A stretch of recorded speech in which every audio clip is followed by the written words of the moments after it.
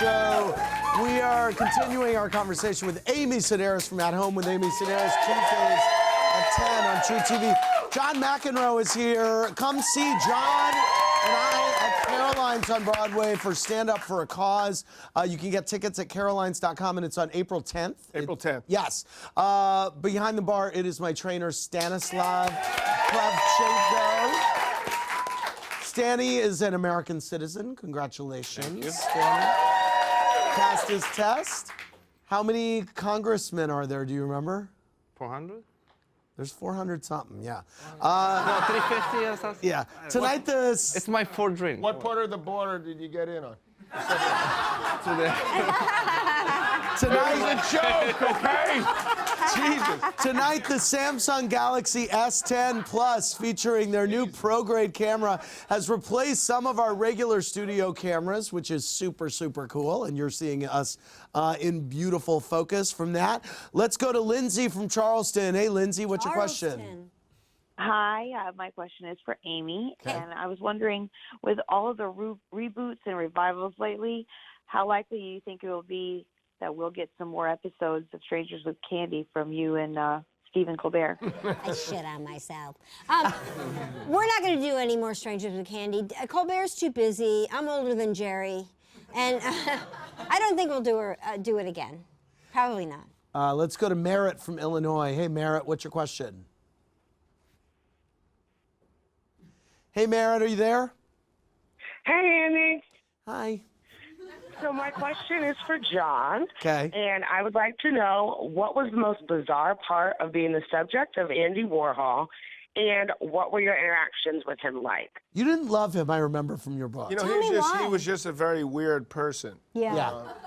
Everything was amazing. So if he just said he liked you a lot, you were the biggest asshole that ever lived. So Right. it was difficult to gauge where he was coming from. You're right. And at that particular time, when I knew him in the late 70s, 80s, he was sort of, at that time in the art world, wasn't really at the top of the art world, at the pecking order. It turned out that he's one of the, if you pick two artists in the, you know, that you could, in the 20th century, the two greatest artists now, if you asked 1,000 people, they'd say Picasso and Warhol, probably. Right. It's wild. So it's amazing the turnaround. I never seemed, it was a little bit of oil and water, but you know, I can't say I was hanging around with just him a whole lot. Are you in the diaries? You must be. I'm in the diaries a little bit, but not a whole lot. Did you commission a portrait? I did commission a portrait for charity. You did. And was it you?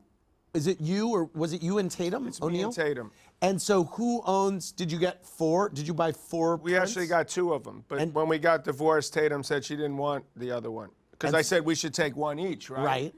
She said, "Oh, forget it, just keep both of them." I said, "Ka-ching." And so you still, so you have both of them? I actually sold one at auction and gave all the money to Habitat for Humanity. That's Wow. awesome. How many years ago? This was probably about 10 years And ago. how much did you get then for that? $450,000. And I bet now you could get. I don't know why anyone would want to pay for it, but a picture of me and Tatum. But I try to get a third one because I have 3 kids with Tatum, and I wanted to give each one each of them, and I Right. couldn't find it. There was no third one, so that's why I gave one to charity. One's still sitting there, and the favorite to get that is probably the person that's asked the most is my daughter Emily. Okay. Sorry, Anna. Oh my God, Anna's in the yeah. audience. She just found out Emily's getting But the world. Emily is. Right. So she's asked the most, but I've kept that one, and it's not in my living room, as you can imagine.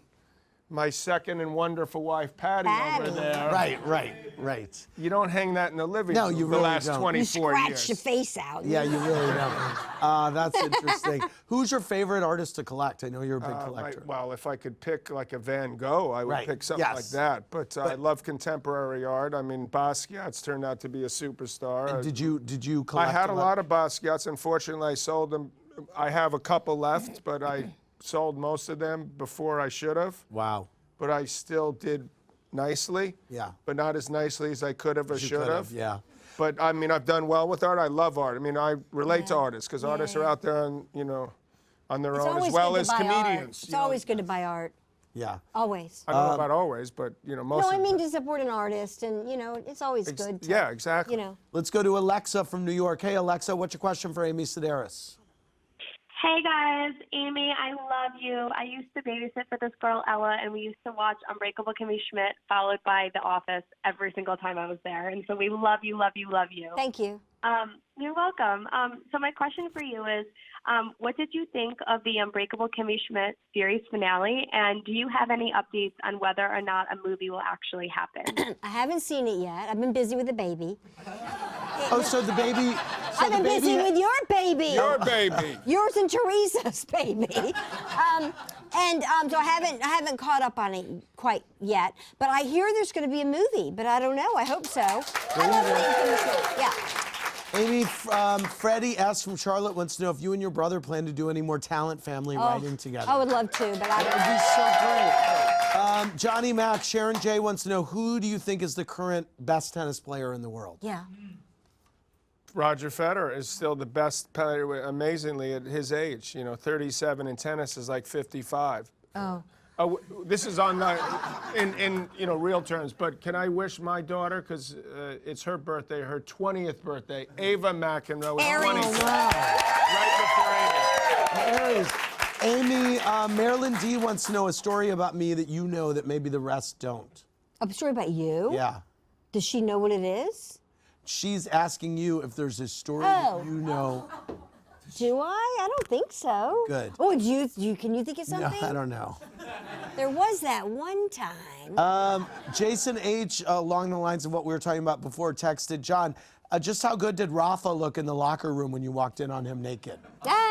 Rafa looked pretty damn good. Okay, let's go to Jenna from Chicago, last call of the night. Hey, Jenna, what's your question?